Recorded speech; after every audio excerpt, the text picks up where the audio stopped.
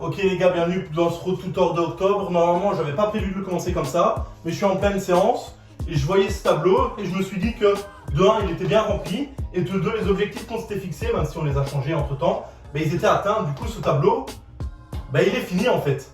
Donc je me suis dit qu'on pouvait l'effacer et se fixer de nouveaux objectifs en faisant comment ils appellent ça? SBD, c'est comme ça qu'ils appellent ça, Squash Bench Deadlift. C'est ça, dans le monde du power, ils appellent ça un SBD, c'est Squat Bench Deadlift.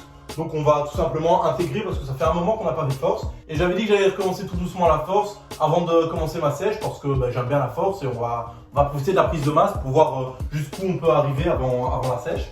Donc voilà, on va tout simplement effacer ce tableau et recommencer un nouveau SBD du coup. Et on va voir jusqu'où on va aller. On va demander, même si pour l'instant il n'a pas trop de temps, à mon petit ami Corentin, je sais que tu vas regarder la vidéo, de venir m'assister. Enfin, tu vas regarder la vidéo, mais je vais te demander avant que tu la vois. Du coup, tu le sauras déjà. Bref, de venir m'assister pour, notamment pour le squat, parce que squatter tout seul du 130 kg, je sais pas si j'aurai les cojones.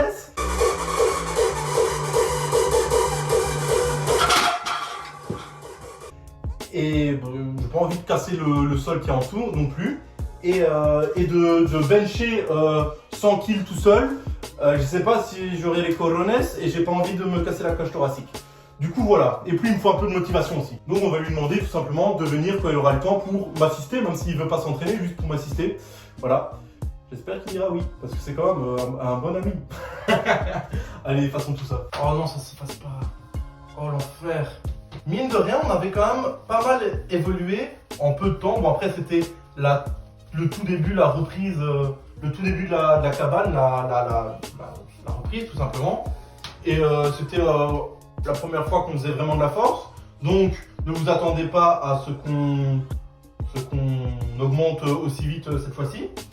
Mais tranquille, on a de l'espoir, surtout qu'on a quand même atteint ma foi des belles perfs. Je pense qu'un petit 100 kg au bench, c'est quand même pas mal. Après, normalement, les go muscu normaux, apparemment, il faut savoir bencher 100 kg pour rentrer dans la catégorie des go muscu. Donc, on va essayer de monter un petit peu de catégorie, essayer de bencher, je sais pas, moi, 105 kg. Ouais, ça serait pas mal. Bencher 105 kg avant Noël, ça pourrait être pas mal. Bon, 110 kg dans mes rêves les plus fous, mais 105 kg, ça serait déjà pas mal. Bon, comment on fait pour effacer les couleurs? Ça, autre problème. Ok, rappelez-moi de plus écrire en bleu. Putain, quelle mauvaise idée. J'avais dit de me rappeler de plus réécrire en bleu, mais il fonctionne vraiment plus, du coup on va être obligé, je crois. Du coup, on va mettre le poids qu'on vise pour Noël. En squat, j'avais un 4x130. Tah, l'époque. Du coup, je vais mettre une fois 140, ça va être pas mal. On va parler de 1 RM. Encore une fois, comme la fois passée, je sais pas si je me dévalorise et si je pourrais faire une fois 150 ou si justement je deviens fou et qu'en fait j'étais vraiment dans une trop bonne lancée, on va dire, quand j'ai fait 4 fois 130, mais on verra bien. Au bench, j'ai fait une fois 100, mais quand même avec assez de difficulté. Donc on va tester là une fois 105. Et au deadlift, j'avais une fois 140. Le deadlift, je l'ai réessayé une fois quand j'ai été dans une salle, ma toute première salle où j'ai été m'entraîner. Bref, au deadlift, donc ça fait 2 semaines ou 3 semaines que j'ai été à la salle. J'ai réessayé le 140 qui était mon max. Bonjour, on est plusieurs jours après, 2-3 jours. Après ce que vous venez de voir quand j'ai refait le tableau. Oui, j'ai acheté un marqueur noir parce que quand même il fallait. Et le mec se souvient plus de ses perfs. Le 140 qui était mon max. J'avais déjà fait 150, c'était déjà ma perf une fois 150. Allez, soyons fous, on va mettre 170.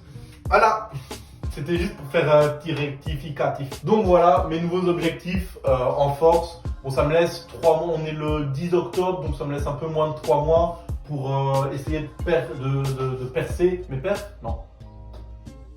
D'essayer de péter mes perfs, c'est ça que je voulais dire exactement. Et donc voilà, on va essayer de repartir sur un petit programme de 6 fois semaine. Comme ça, je ferai mon programme split qui se compose de 5 séances par semaine, plus une séance de force. Voilà, je vais essayer de vous montrer tout ça. Et maintenant, je retourne à ma séance pec, parce que quand même, avant de faire tout ça, j'étais en séance pec quand même. Ok les gars, du coup, Corentin a pu revenir quelques fois. Il est de nouveau chaud apparemment pour reprendre l'entraînement dur. Du coup, il m'a aidé à retrouver mon niveau. J'ai fait un petit squat à 120, mon squat était à 130. Donc ça va, ça remonte petit à petit. Et j'ai fait un deadlift à 140. Et du coup, comme je me suis trompé, il était à 150. Donc ça remonte petit à petit.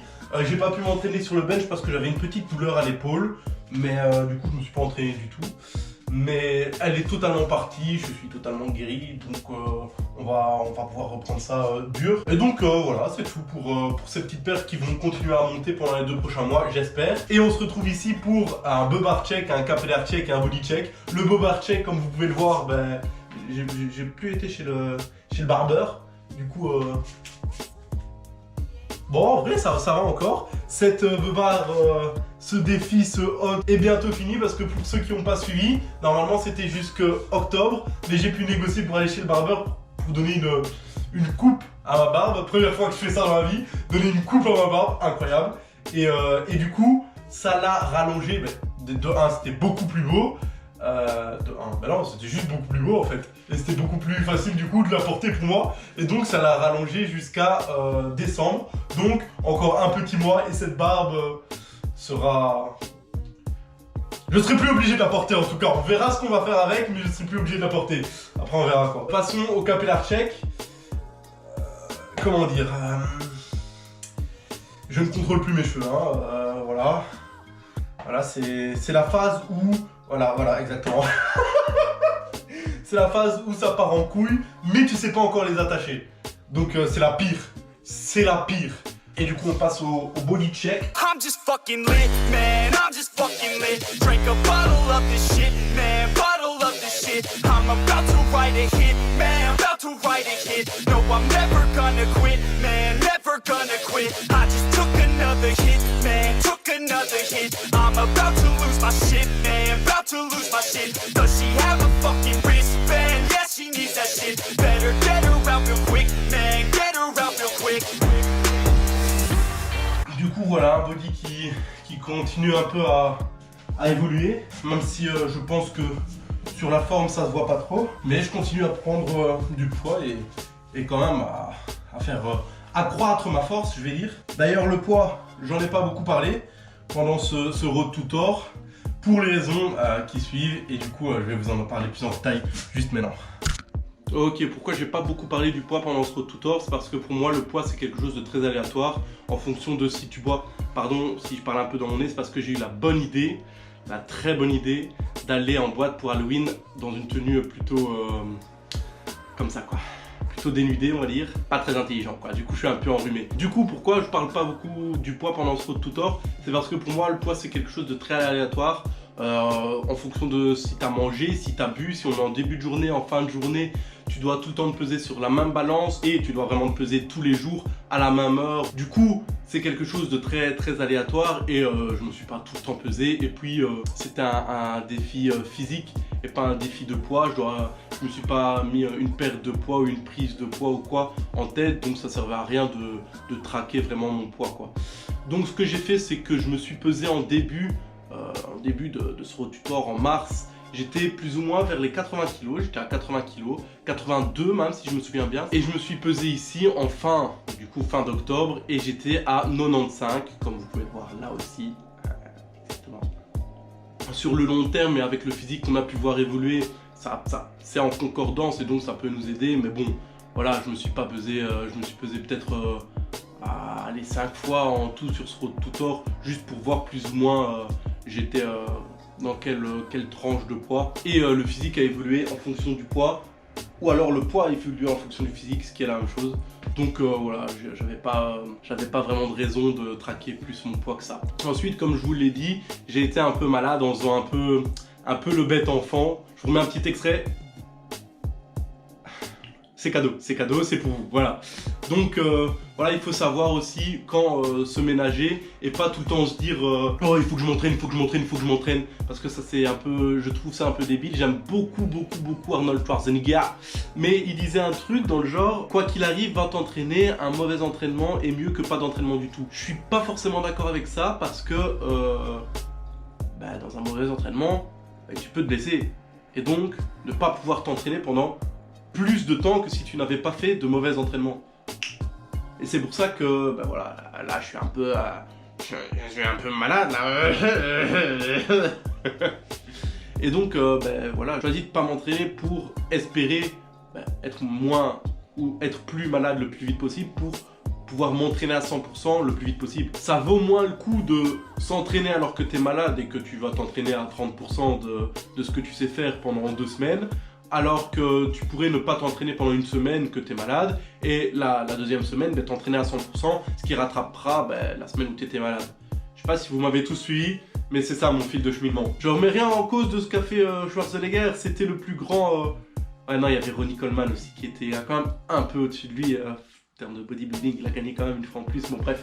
Mais voilà, moi c'est ma façon de penser, donc voilà, donc on ne va pas s'entraîner pendant un petit moment, et après on va reprendre dur avec le planning d'entraînement que je vous ai montré en début de vidéo. Ça va être pas mal, ça va être plutôt bien, ça va être plutôt bien même.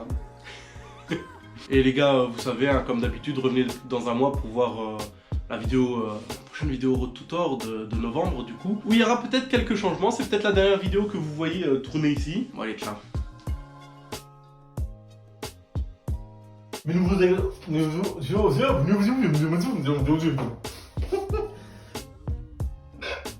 Pardon. Bonjour. Donc on va faire 3... Ah! Je viens de taper dans... Putain de...